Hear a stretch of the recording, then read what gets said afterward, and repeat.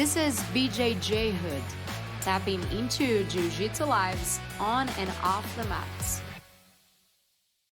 Hello. We are back with the BJJHOOD Podcast. I'm Babby, your host. And I'm Shay, your co-host. We're here to share inspirational stories about women in Jiu-Jitsu and how the martial art changed their lives. Make sure you're following us on YouTube so you don't lose any of our episodes. We are on YouTube with subtitles in Portuguese for all the interviews that are in English and subtitles in English for all the interviews that are in Portuguese. So make sure you follow us there at BJJHOOD Podcast. We're also on Instagram at BJJHOOD Podcast. That's where we post some snippets of the interviews, some information about our guests. So make sure you're following us there too. And of course, on your favorite podcast platform so you don't miss any of the new episodes. Episodes come out every Thursday, so once a week. This week, we have our guest, Lorena Bali. She's a black belt in Jiu-Jitsu. Lorena came from a boxing background. She's doing some Muay Thai now too. We were talking about it before recording, so we're going to get into that today. But she started training Jiu-Jitsu in 2014 and got her black belt recently this year. Lorena, welcome to the BJJHOOD Podcast. Thank you so much for taking your time to talk to us today. And I wanted you to start just telling a little bit about your story, how you started in Jiu-Jitsu. Okay. Hi, ladies. Thank you for having me today. I was telling Bobby that I was like a little bit nervous on the drive over here, so bear with me. Yeah, well, I was gonna do this at my apartment, but I'm in the middle of a move, so that was like a wreck. It's a total mess in there. So I figured I would use the academy. So I'm at the academy that I coach at, and it's nice and bright in here. So it's, like, it's a great background, aesthetic. Yeah, good background. Jiu-Jitsu, we do Jiu-Jitsu, right? This is definitely out of my comfort zone too, so we should be all uncomfortable. All right. Cool. So my background, a little bit about my background. I started Jiu-Jitsu by way of boxing. I started boxing first. I was pretty young. I think I was like 19 when I started. Backstory to everything, I had a child at a very young age. I was 18 when I had my son. So right after I had him, like I was always pretty athletic and thin, but I didn't want to gain like all the baby weight and, you know, all of that. So I went straight into working out and I found a boxing class. And then I just got really into boxing for a little bit, and it definitely helped me like shed the baby weight that I was carrying for a bit. And then I stopped doing that and I focused on school for a while. I was went to college and when did I start? 2006. Kind of took it really slow. Yeah. Really slow. I took like 2 classes the first semester, then a couple more, and I graduated in 2011. So when I graduated, I was looking for something to do, and I kind of went back to boxing for a little bit. I picked up Muay Thai for a little bit, but just wasn't ever anything consistent for me. And then I was living in a city called Edinburgh here in my region, and I had just moved back from Edinburgh to Westlaco, which is my hometown where my parents live. And when I moved there, I was looking for something to do just to like stay busy after graduating from college. I hadn't found a job. I was like in that postgraduate blues, like what am I going to do with my life? I don't have a career, still can't find a job. I was working as a barista at the time, like just didn't really know what I wanted to do. And so I needed something to keep myself busy. And I got in contact with a couple of my friends from high school, a couple of friends I went to high school with, and they invited me to come to it was a jiu-jitsu academy, but they punked me. And the guy who owned it at the time was like, I have kickboxing bags. Like, you can just come hit my kickboxing bags, and like, we don't have classes, but I'll charge you like $40 a month and you can use my kickboxing bags whenever you want. So I was like, all right, cool, man. Sounds like a deal to me. And I did that for a little bit, but they had jiu-jitsu classes going on. So I didn't really take interest. Like, I saw the classes and I would watch people roll while I was there. But it looked weird. Like, it wasn't anything that like grabbed my attention. I was just like, that looks weird. Bye. And the professor's wife was a friend of mine from high school, and she was the one who like really like, she kept trying. She asked me every day, like, you should try it. You should try it. And then I finally tried it. And she lent me her gi for like ever. And I think about this now as like a black belt professor and instructor, you know, when someone new comes in, especially if they're a woman, I always lend it like someone my gi if I have an extra, but I kind of like expect it back, like, you know, in a few weeks. Well, this girl at the time, she lent me her gi and I used it for like 3 months. Oh, wow. I like never gave it back to her. And I realized like, oh, my bad. You know, I probably should have given that back before like buying my own. And then once I bought my own gi, it was like, okay, it's serious. Like I started training consistently after that.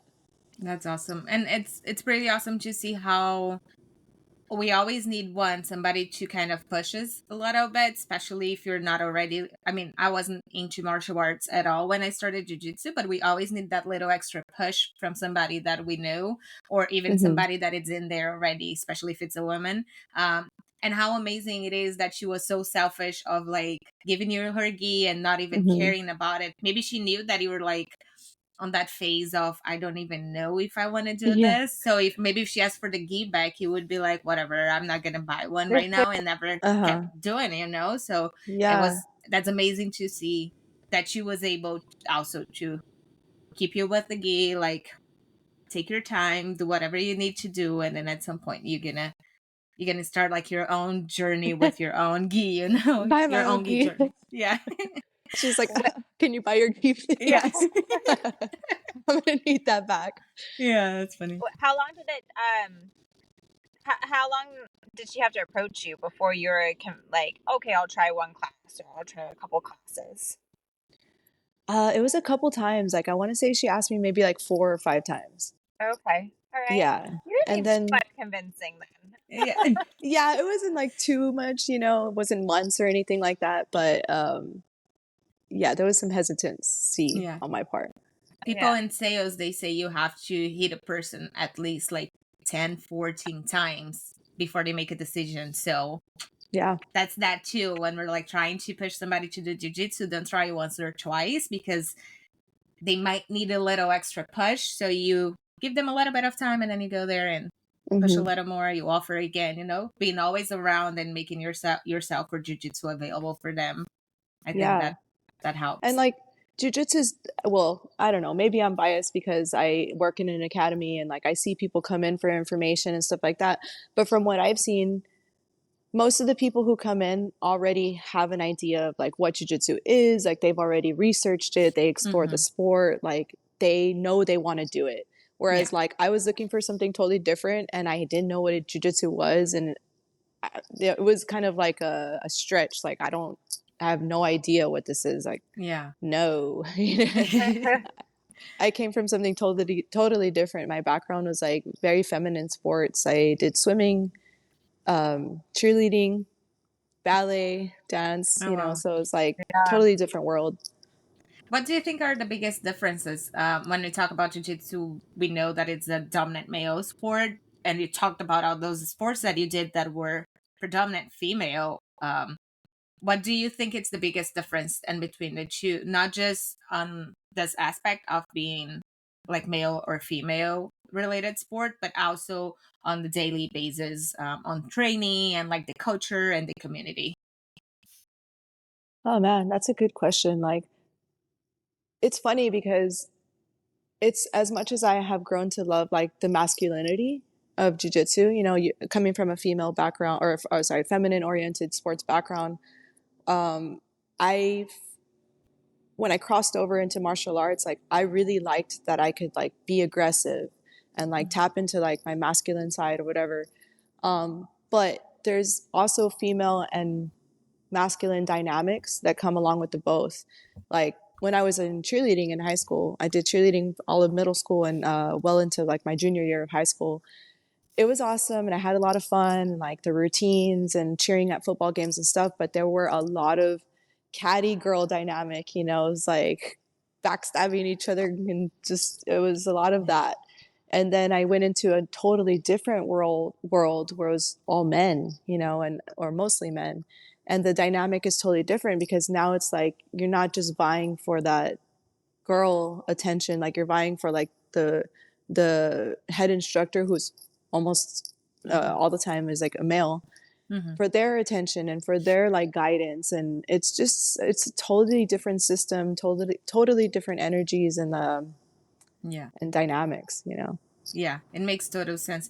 Do you feel like that now that, I mean, you started kind of like at the same time that I started? I don't know how it was at your gym, but like my gym, we didn't have a lot of girls. And nowadays we see that growth and that focus, not like a bigger focus on getting women on the mats. Um, do you think that like it's different too when you have these girls that are coming on the mats of like backstabbing or all that like greedy fight that we have with in between girls is different on jiu-jitsu, or do you also see that happen? I don't know if you had any experience with that. No, you know, I was really lucky. Like, I was really lucky, like in general, because Uh-huh. the team that I joined had women. You Oh, know, nice. there was, I think, looking back, I want to say there was maybe like 5 females that were consistent, and it was Oh, the that's good. professor's wife, and then like 4 other girls that were pretty consistent in their training. So I didn't realize back then that I was lucky to have that until I look back on it now, where in my gym, 5 women on the mat is like a good night, you know. Yeah. Um, but no, and like so talking about like the cattiness or whatever with the girls back then, like I didn't experience that at all. I Yeah. felt like they were all super cool, like welcoming. We right away when I joined the team, I only knew 2 of them like from a previous background or previous like relationship from high school and stuff. But the other girls that I met like would invite me to go out with them. I went to like family barbecues. I remember one time we went to go watch one of the guys had an MMA fight, and like it was just a really welcoming community with them right off the bat. And it's kind of crazy because like I hadn't experienced that with groups of girls in Yeah. my past, Yeah. you know. Right. I It's was sad like, to say. It's sad. Yes. yeah, I was like, there's cool girls in the world. Like, Yeah. where have you guys been? Yeah, no, it's totally true. I think in one of your interviews, Bobby, I think it was Nika that had said that, right? That it's the war between the females that is going to hinder the sport, right? It's like Yes. other people may be getting in our way, but we're getting in our way, I think, even more Yes. so potentially, right? Just because for whatever reason there is that like ego with women against Mhm. women, even though we're all like, we want to, empower women. It's like a Yes. weird, like Yeah. contradictory environment that we live in. Yeah, Mhm. that's, you said the word is the ego. Like, ooh, Yeah. we want to empower women. We want more women on the mat, but I don't want you beating me up Yeah. because Mhm. I need to be better than you. Like, how come are you gonna get here and just beat me up?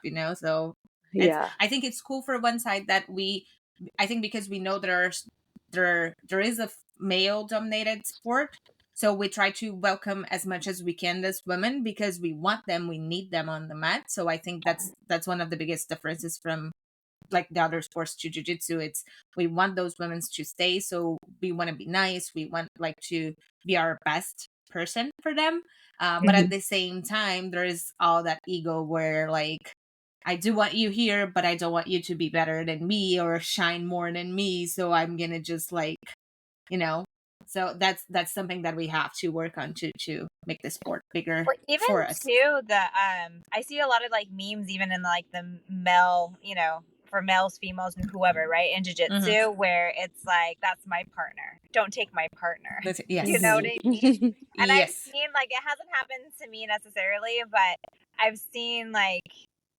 wipeouts, right? And like they come in together, so now they're like paired up. They always pair up, and then if that person goes and like trains with somebody else, it's like a direct hit to their heart of like, Hmm. Yes. you don't want to be my partner. It's just like, whoa, whoa, whoa. Like, Yeah. there's I enough think to go around. it's Yes. weird, like, where because people are what's the word I'm looking for? Like creatures of habit, right? Yeah. So it's just like, oh, we're just going to the rhythm, going through the motions of like, this guy's always my partner every day. Like, Yes. how could you? Yes. Yes. Like, not in my rhythm anymore, you know? Like, Yeah. throw That's off my awesome. groove. Yeah. Lorena, I was seeing like on your Instagram when I was stalking you before the interview, to like get ready and prepared. And you were talking about the discomfort you felt coming into jiu-jitsu. So coming from like boxing where it's a contact and combat sport, but you're kind of like far away from the person. You're not necessarily into the other person's personal space. How did you manage that that discomfort and having that person, especially in the beginning. Right now, I mean, almost 10 years later, I believe you're over that part. For the most part. Yeah, it gets to be bad because nobody wants anybody on top of you suffocating you. But Yeah. how did you manage on that beginning? Because I think it's a problem for a lot of people. I like, I mean, it might be a lot of prejudice of mine of saying that it's an American thing, not wanting anybody on your personal space. I think in Brazil, for example, we are more on each other's space all the time. But like, how did you manage that in the beginning? Yeah, well, so I'm Latina. I come from I'm Mexican American, right? My family's primarily Mexican background. And my family is very like, you would think, because like Mexicans are very like abrazos and then we kiss and hug and stuff like that, that I would be more comfortable with that. But I don't know, like I never was. Like growing up, I strictly valued my personal space. Like even now to this day, like after training jujitsu, if somebody stands too close to me, I still don't like it, you know? Yeah. But it has definitely helped me like getting more comfortable. But I guess to answer your question, like one of the main reasons why I like decided to take on the challenge of training jujitsu was because of that. Like I was really claustrophobic. I didn't like people like touching me on my space, you know, and I don't know if I ever like actively consciously tried to manage that while rolling, but I just think like over time you start to realize like it's part of the sport. Like, you know, if you want to learn this skill, it's kind of like it's black and white. It's either a yes or a no. Can you do this or can you not? You know, and you have to ask yourself like, if I cannot do this, then like I'm never gonna learn this sport. You know, and that's something that like now as a coach, I kind of struggle with some of my little tiny kids. They have the same issue. They don't like touching each other. And so I kind of struggle with having to, or not having to, but trying to explain that to the parents and asking the parents like, hey, can you talk to your kid about why it's okay to touch each other here, but it's not okay to like go and touch a kid when they're least expecting it at school, you know? Because for kids, like having that differentiation in their mind of like on the mats, it's okay, off the mats, it's not, is tough for them. You know, some of them are like 3 or 4 years old. So like cognitive difference, like they don't really have that. But going back to myself, like I think it's just time and grade, you know, time on the mat made me realize like, okay, this goes away. You can learn how to control your breathing. You realize that the person you're rolling with is not, you know, on top of you because of bad intentions. Like they're not trying to hurt you. We're all there trying to get better. Yeah. When you talk about the kids, I think it's really important. And I mean, I don't have kids, but I do help at my jiu-jitsu school too. And I deal with a bunch of kids every day there. And I think I'm kind of like slowly learning, but it's so hard to have that fine line of explaining to them like what it's okay and allowed on that specific space, because on the mats we want them to be aggressive, we want them to take each other down, we want them to like touch each other, like here is the place for you to do that. But then if they're too little, it's hard for them to understand that outside a lot of those things are not okay unless you are in danger and you need to use Right. so it's interesting for you to like say that too. It makes us think about of like how to as coaches, as professors, how to approach that and make your students understand that too. Because I also think it's not just kids, a lot of adults sometimes they don't understand that like a lot of the things that you're learning there, those cues are to be used there, or if you need outside, if you're in danger. But if not, like you shouldn't be doing those kind of things to people on the streets, you know. For sure. You should tell my husband that, Babby. That's gonna be a lot harder. He doesn't He doesn't listen. keep it on the mat, okay? I think you're feisty too, so it's kind of your fault that you're bringing that hit to him. Okay. I do not like to roll with him. I'm like discovering this about my boyfriend too. He warned me because our relationship still like relatively new, but he warned me like, hey, I'm letting you know, people sometimes don't like to roll with me. And I was like, yeah, whatever. How can they not? Like, you're so fun. Like, you're such a fun person. And not to say that I like to roll with him, but I can kind of see where he's coming from. Like, oh, you're aggressive. Like, oh. Yeah. Yeah. Like I tell my husband, like, sometimes I hate you, and just like just a little bit. I love rolling with you because I learn a lot, but it's like I hate you a little bit. Even when you're being nice to me, I'm hating you slowly. Yeah. Yeah. Lorena, I wanted to touch on some like a more serious thing that happened to you that I think it's really important for us to bring that up. I also saw that on your Instagram that it happened to you in 2018. You were sexually assaulted by another student at your gym, and I wanted you. There are like a lot of aspects that I think that are important there and that we should touch. Was I don't know if you want to say like what happened, like exactly, but like what was your first reaction, and also like how old you were, because I think you're 30, like over 30. 35 I'm 36 already. now, so I can't Okay. math. Like, back to 2018, So 18, let's say like 19. around 30, Mm-hmm. 30 something. It's like you were not a teenager girl. You were a Right, woman already. right, right. But I like seeing for myself when I've never been in this situation, thankfully, but it's like when something that is even close to something like that, like I get so nervous that I don't even know what would be my reaction. So I also wanted to like know, how did you react to that? What was that first impulse reaction? Yeah, so it's not really something like I love talking about, so I don't want to go into full detail, but um when that happened, it was a situation.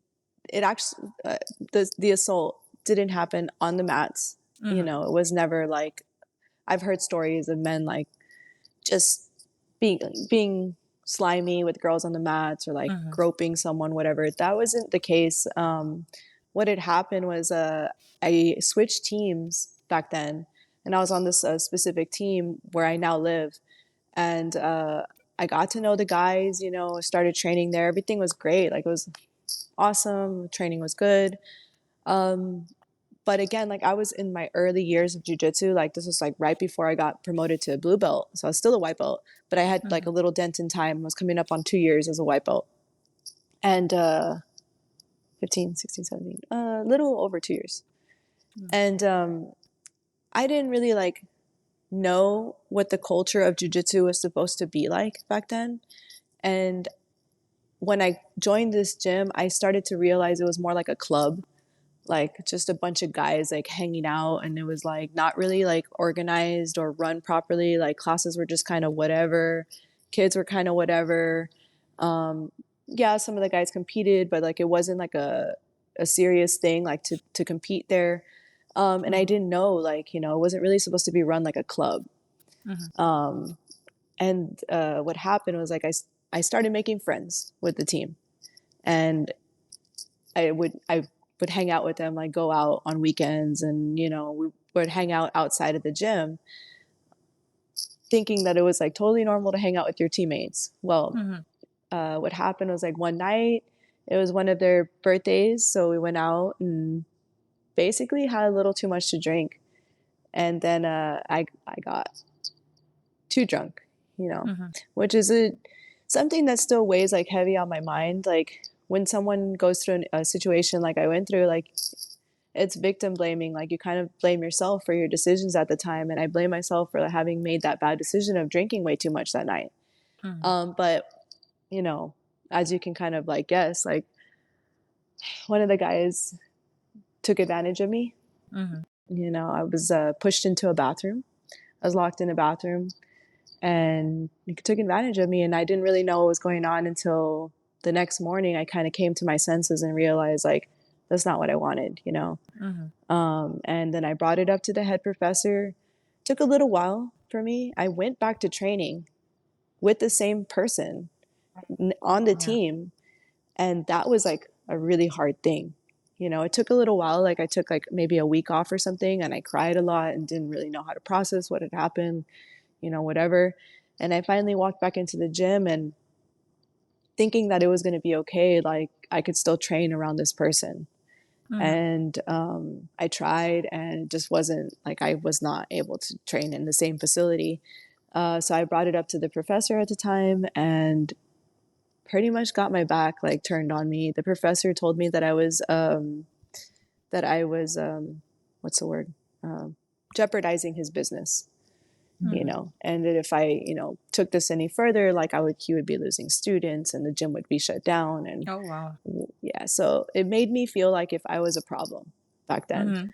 And anyone I talked to, it just kind of got like, at the moment, I feel like I got like casted as like a problem instead of just like, hey, this is the truth of what happened, and I'm being vulnerable and like even speaking my truth, and no one believed me, you know, which is like the case with a lot of victims, sexual assault victims.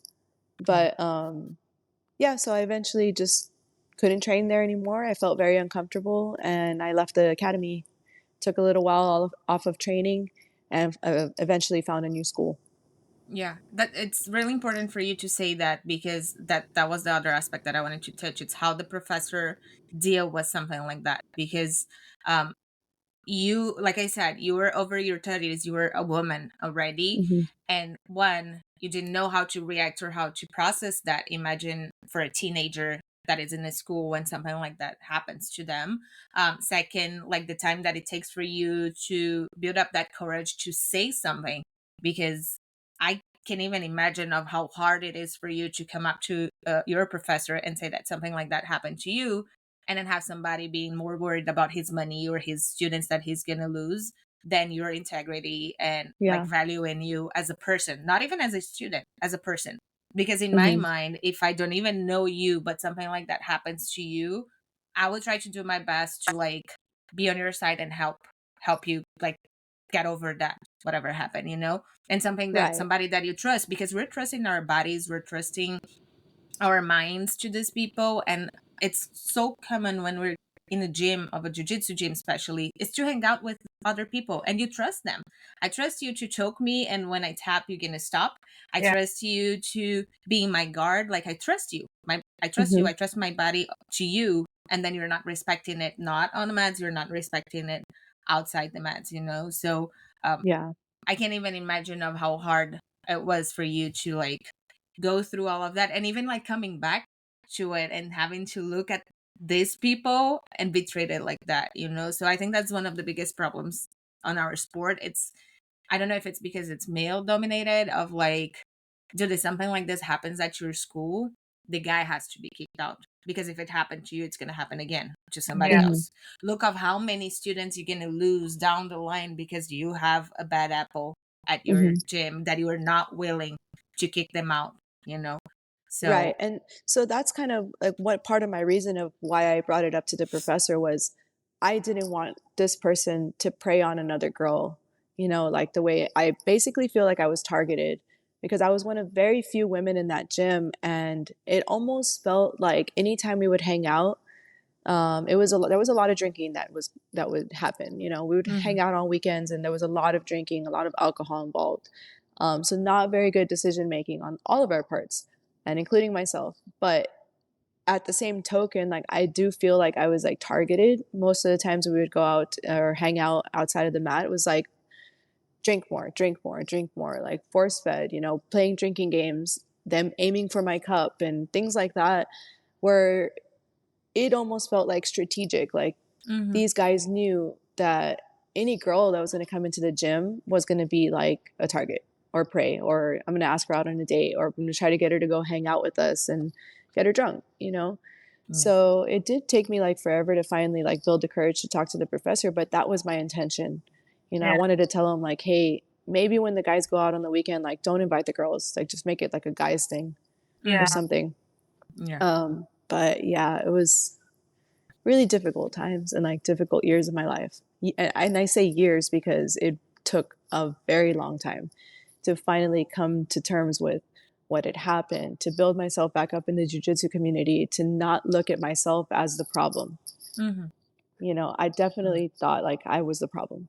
No, I think that all women probably struggle, not probably, they struggle with that, right? It's always like this fine balance, like I've said it before, of like, we have to have this like tough exterior, especially when we're interacting with the opposite sex. And it's unfortunate, you know, but it kind of is what it is. And if you don't, you let down those barriers, you better have a guardian angel around you, right? Yeah. Because they're most likely in a group of say 10 people, there's at least one, right, that has different thoughts than others.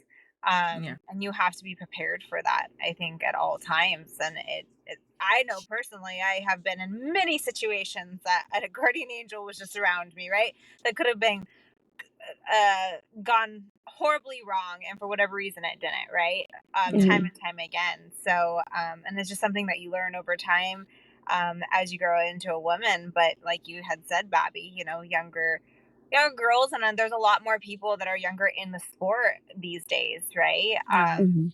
And so it's amazing that you're telling, you know, this part of your story and journey, because I think that other girls need to hear this, you know what I mean? Yeah. And not just, oh, you know, walk into a studio and everything's peachy and just find your community and everybody's super friendly. Like, you still have to have kind of your defense on. Yeah, Yes. your guard up for Your sure. guard, your arm. I call it my armor, you know, like there's a lot of people that call me not so nice, but I'm not friendly right away a lot of times. Right. And I'm married. All the time. You know what I mean? All the time. But All the time you're really, not though, friendly at all. and it can happen it can be so innocent. I mean, I remember there was one time where I was invited I was going to work one of the competitions, right? And somebody had invited me, like, hey, I have a hotel room. It's just me. If you want to come up the day before so you don't have to drive, and it's a lot of driving, and you can take it super innocent, or you can be like, I might be putting myself in a sticky situation. And a lot of times that only comes with maturity, right? Right. So 100%. Yeah. You kind of reminded me, but I recently did the safe sport. I'm trying to enter maybe a new journey possibility of reffing. And so I was looking at the requirements, and safe sports one of them, as well as getting black belt certified. So I did that. I did the course, and you know, when you do courses like that, you kind of think like, oh, this is common sense. Like, duh, I would never invite my student to sleep with me or in my hotel room, or duh, I would never do this and that. But then you also, it's like a reminder, like some things that we think are common sense or some things that we think are innocent can lead to like problems, you know, or they can lead to suspicions or accusations. Like, why just like eliminate that altogether? Yeah. You know, even little things, like something that like my professor said about, we were going to a competition with some teenagers, and then one of the parents couldn't drive his girls, and I think one of us said like, we can take her, and he's like, no. One, because if something happens, like an accident or something, you're responsible for them. Two, if you think about that, like, you're alone in a car with a teenager or two teenagers, like, you never know what's going to happen. So it's better be safe and like avoid all those like connections and contacts that are not necessary, especially in enclosed spaces with not just kids, but anybody else in your gym, you know, so you don't build those problems later. And I think that's something that the owners of the gyms, the academies, they have to be on top of it, of like, if it's a jiu-jitsu thing, like if you guys are taking the name of my school and like going for a party as the school, this kind of stuff cannot happen. If you do it on your own, it's your own life, and then you're going to deal with it on the side. But like representing my gym and taking my gym's name, like it shouldn't happen at all, you know? And the question that I wanted to ask you, it's like you talked about how hard it was to go through that phase. I mean, all the years that you had to process everything. That 2018, Lorena taught that you could get your black belt one day and like go back and be thinking about like working with jiu-jitsu. You told me that you were like moving to a new place and you were like pursuing the jiu-jitsu coaching and professor as a full-time job, thinking about refereeing, all these little things that you were doing with jiu-jitsu, like how different it is, right? Yeah, I would have never thought, like, to complete like what you're saying is never in a million years. After that happened to me, I had meltdown after meltdown. cried nights on end. I tried finding my new team. You know, I did like a trial over here, a trial over there. I switched teams a lot. You know, admittedly, this is something I never used to tell people. I was ashamed of like how many times I'd switched gyms and how many, and of what happened, like the situation altogether. But so many nights, like cried myself to sleep and thought like I was never going to come back. And just that was the end of the road for me with jiu-jitsu. I thought that my reputation preceded me. And everywhere I went after that was like, people know, and I'm the problem, and be careful with her, and you know, whatever. But then I found a good team to get my way back into the sport. Back then, I think it was maybe like 2017 at the time. And they were a very competition-oriented team. And at the end of the day, I'd always told all my coaches and professors, like, I want to compete. I love competing. I'm a competitor at heart. And when I finally like built up the courage to go back into the gym, that was the thing that kept me there. Was like keeping my focus and making sure to tell my coach, like, I'm here to train to compete. That's it. Like, I just want to train. I just want to train. I just want to train. Like, yeah, of course you make friends along the way. And I love all the friends that I've made throughout the years, but that was not my goal. Like, I never went into another gym thinking like, I'm going to make friends, you know? Yeah. No. You kind of had to build that wall around you just to protect yourself, right? Mm-hmm. And of course, eventually, like, I end up joining another team and making amazing friends. And now one of my last coaches is one of my best friends today. And now my current professor is one of my best friends, you know. But it took a long time to rebuild that trust. It took a very long time to rebuild that. And I didn't think I was going to have that, you know. I really thought that I was like the end of the road for me for a little bit. But it's for you of like staying with it. You know what I mean? Because it's a hard thing. It's a hard thing for anybody to go through. But then like having that association with this type of sport and being so close to people and having to be vulnerable, but continuing, like, that's, you know, admirable for sure. That's awesome. Lorena, on your black belt post, you say that jiu-jitsu was your saving grace. Like, why do you think that? Like, what are the other things that jiu-jitsu helped you with? I think jiu-jitsu is like the answer for so many things. Not for everyone, right? But most people who make it to black belt will tell you that jiu-jitsu transforms lives. You know, it changes everything. It changes how you think, how you approach life, how you treat people, how you create goals for yourself, you know. And I learned so much about myself throughout these past 10 years, or 9 years, close to 10. It's like how to be a better mother, how to deal with people from all walks of life, people with different points of view, different perspectives, how I deal with my own emotions, like after competition, like how do I take it, you know, who am I in a loss and who am I in a victory? And it's huge. It goes on and on, you know. Jiu-jitsu teaches you so much about yourself, but I feel like it was like my saving grace, I guess, so to say, because like I was saying at the beginning of the interview, 2011 is when I graduated with my bachelor's degree, and I had no idea. Like, I just got my degree to get a degree. And I ended up with a journalism, mass communications journalism degree, which I am now passionate about. But back then it was just kind of like, I guess I'm okay at writing. I'm going to get this and it's whatever. And I didn't have like a real path, you know. There was really nothing that like tugged at my strings and like nothing that called to me. And then over the years of just like being so involved in the sport, I now realize like, this is where I'm meant to be. Yeah. That's your path. It led you to this. Yeah, that's amazing. You were talking about your competitive side. How did it feel like walking into the mats on your first match as a black belt? I think I saw on your Instagram that you won that one, but what were you feeling like? What were you thinking at that time? Major imposter syndrome. No. Like, I got promoted in October of this past year, October 2023, and I had just come back from competing at World Masters, brown belt. And I didn't win World Masters for the third time.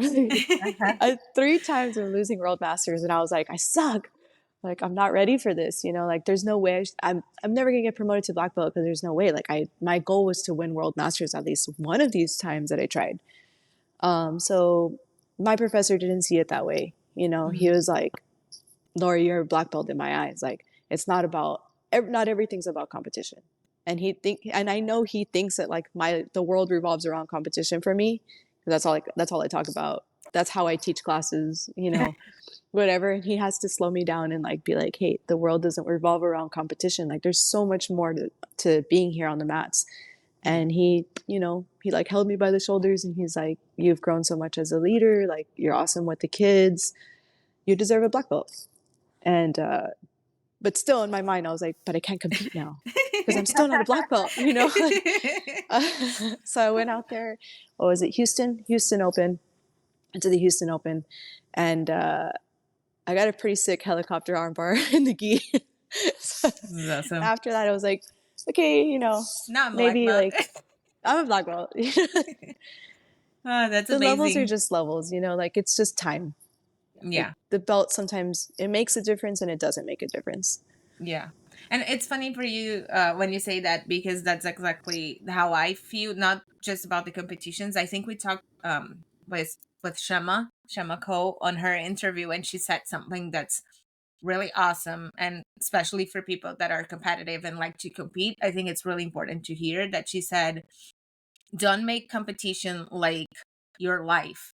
You're a person that competes, and that's just a part of your life. But when you make that your whole life, that could take a huge toll on your like self-esteem, on your mental health, or on everything else in your life. So it's good for us. I think jiu-jitsu teaches us that too, that we have to learn that that's just 1% of what we do. And I mean, it doesn't really matter if you have competed at least a few times. You're gonna understand that sometimes it's just lucky. Sometimes, I don't know, something just happens and the other person won. It doesn't mean even that they're better than you. You know, Right. you be more technical than them, but it's gonna happen. Sometimes it's your nerves, because I know you're a tough competitor, and then going into Masters Worlds for like 3 years and not winning. Sometimes it's just on our mindset. Because for me, when I get into those mats for Masters Worlds, I'm like, oh my God, that's Worlds. I make it like a big deal about it, you know. And when it's a smaller competition, we're more relaxed. More So relaxed.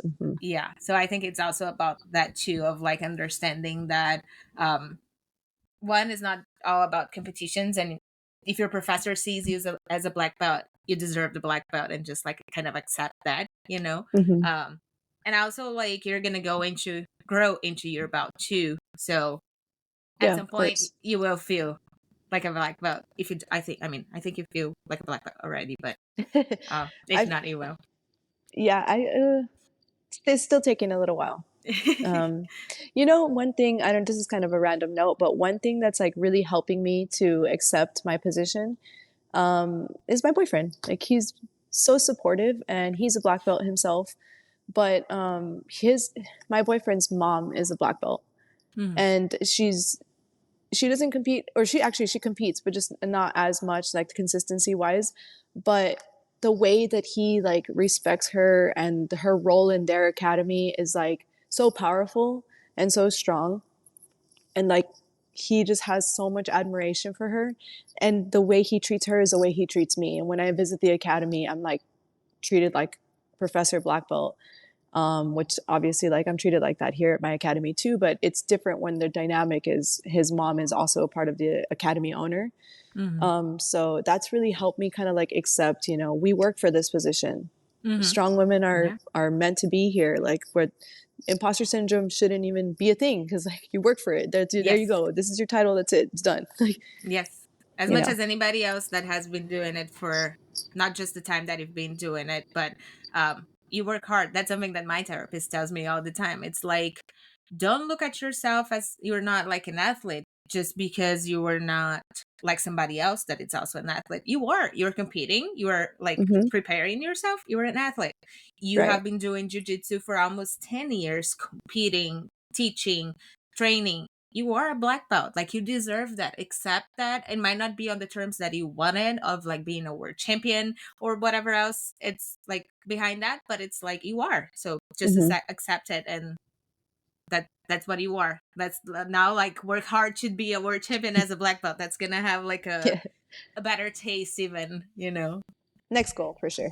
Next go. Yeah. Yeah, I'm signed up for 2024. Pans, so maybe Pans Yeah. champion first. Pens, yes. Let's start with pens and then words after. Lorena, we all of us, we have to juggle a lot of things sometimes. 2 jobs, kids, your partner, your house. How are you managing your life on like jiu-jitsu and teaching classes, and also being an athlete, making sure you were prepared for all those competitions? Well, my life recently slowed down. Well, not really. I mean, my life has never slowed down. It's always chaos, 24/7. But I kind of like it. I feed off being busy, you know. But I recently left my position. I was working full time for Make a Wish Foundation, the nonprofit organization here in the U.S. There's like different chapters all over the U.S. and I was working for the chapter down here in South Texas, and it was awesome work, so rewarding. Like working for a nonprofit, knowing that you're like doing good for kids that are in need. You know, a lot of kids that suffer from critical illnesses. A lot of people, by the way, just make a wish. A lot of people have a misconception that they're terminally ill and like the donations are going to kids who are about to pass, but they are in critical illness. So a lot of them survive, you know? So it's a very good thing. And it's been known that the wish that there's granted for the child helps their health improve. Yeah. I didn't know that before working there, but anyway. So the job itself was awesome. However, I was back into the full-time routine. You know, I worked in an office and it was 9 to 5, and I worked out an agreement with my boss when I got hired that I would be able to leave the office at 4 to make it to the academy by 4:30. So that's the time of my first kids class. So I was rushing, and I'm like one side of town to the other, trying to speed through traffic and cut people off to get here on time, and it was just way too stressful. Like I was working 12-hour days, sleeping like 5 to 6 hours. You know, the income was great. The part of feeling rewarded was great, but it just wasn't realistic for me. So I left the position and decided to, you know, like if I want to make jiu-jitsu my life, like I have to fully invest. Yeah. So also, like, I wanted to know. Yeah. Sorry. I wanted to know. Yeah, no problem. I wanted just to know what other activities you do outside of jiu-jitsu that kind of complement your training. I like to swim. I was a swimmer in high school, so I still I swim for cardio, but like sometimes I swim just to relax, swim laps. I swam freestyle and butterfly sometimes in high school, but now there's no way in hell I would swim butterfly now. That's way too tiring. So I just swim free stroke, very slowly. Yeah, oh my God. I hate swimming. That's something that I can't do. It's like so hard for me. I hate because Swimming, it's hard, not because of anything swimming else. is not easy. A lot of people, you know, they think it is, but it's not. It's a hard sport. It's pretty hard. Yeah. Just to finish, Lorena, what is the name of our podcast? It's BJJHOOD. What is BJJHOOD for you? Oh, I love that. BJJHOOD is community. You know, being on the mats with all different kinds of people and like building that bond with someone that you maybe never thought in a million years you would be friends with. It's giving back. I think a big part of like the word of community is not just like taking, but giving back and making sure that everything, like all the skill set and knowledge I've learned throughout the years is being given back to someone. Whether that be, awesome. You don't have to be an instructor, right? And like not everybody's goal is to be a jiu-jitsu instructor, but even if you're just someone like on the mats hobbyist, like you give one training partner a little bit of knowledge that you've got. And that's, you know. Yeah, that's awesome. Lorena, thank you so much for taking your time to talk to us today, for opening up and talk about your struggles and your victories and the sport. We're really happy to have you here. Thank you. I enjoyed this so much. Thanks for having me. Thank you so much. Of course. And for you that are watching this episode, make sure you share it with a friend so they can hear Lorena's stories too. That's how you're going to help us also to get to more people and to build this community outside of the mats here on the podcast. Make sure you're following us on our Instagram and YouTube at BJJHOOD Podcast. And of course, on your favorite podcast platform. We'll be back next Thursday. See you. Bye-bye. Thanks for listening. Would you like to share your story? Email us at bjjhoodpodcast@gmail.com. You can also follow us on Instagram at BJJHOOD Podcast.